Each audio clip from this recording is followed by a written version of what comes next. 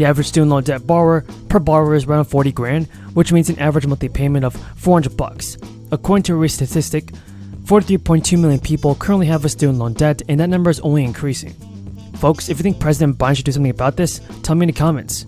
Up to $150 will be deposited onto new stimulus relief cards to help with the rising cost of living and inflation. Many states have also finally agreed to provide millions of people that are financially struggling with a $250 stimulus check.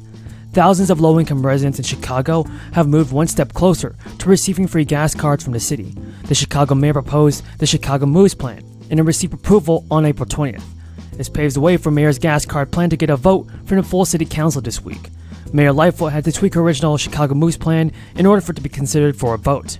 Now, those who oppose the plan felt like the $12.5 million could be spent towards the other city initiatives, like helping the homeless. Now, Mayor Lightfoot's Chicago Moves plan is a financial assistance program aimed at providing financial relief for Chicago residents struggling with transportation expenses. It's using $12.5 million to help low-income residents through the gas and transit cards. The mayor said it will make Chicago the first and largest major city in the country to do so. Millions of drivers in New York can also be in line for $250 in rebate checks amid the gas prices.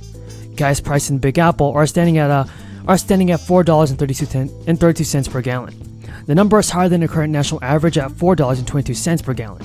Now, state lawmakers are looking for ways to help New Yorkers with the skyrocketing gas prices. And if you guys agree with that decision, tell me in the comments. Unprecedented growth. More than 7 million jobs were created. The economy grew at the fastest rate in 4 decades, and a record 5.4 million small businesses were started. We still have work to do to lower costs for families, but we are stronger this year than we were last year thanks to the American Rescue Plan. And we will be stronger next year than we are this year thanks to the bipartisan infrastructure law. Equitable growth, more jobs.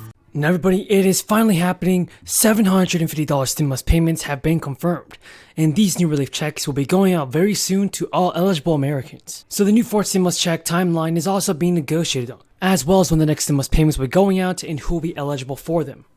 So here's some good news. Maine taxpayers could be getting a direct check for $750 from the state as part of a proposal from the governor and a supplemental budget of the state. This is thanks to an expected upgrade to the state's general fund from the Revenue Forecasting Committee. The upgrade is expected to be $411.6 million. Governor Mills says she wants to give half of the new revenue projections back to Maine people, which amounts in about $205.8 million. That's in addition to the $411 million she previously proposed to give back, racking up a total of $618.8 million, to be given out to 800,000 eligible Maine taxpayers. And that's something the governor's administration says is consistent with the calls of Republican lawmakers. State officials have said in a statement these new revenue projections could come during uncertain economic times nationally. Just in the last weeks, the cost of oil has increased from $72 to over $100 per barrel. Inflation, as measured by the Consumer Price Index, has reached its highest point in 40 years. And the Maine legislature still has to approve the governor's proposal. If approved, direct checks are expected to go out very soon, which is really good news. And according to the Biden administration, consumer prices are rising at their fastest pace in decades. And that inflation has been the most acute in household staple items like food, housing, and transportation, making it hard to escape the budgetary sting.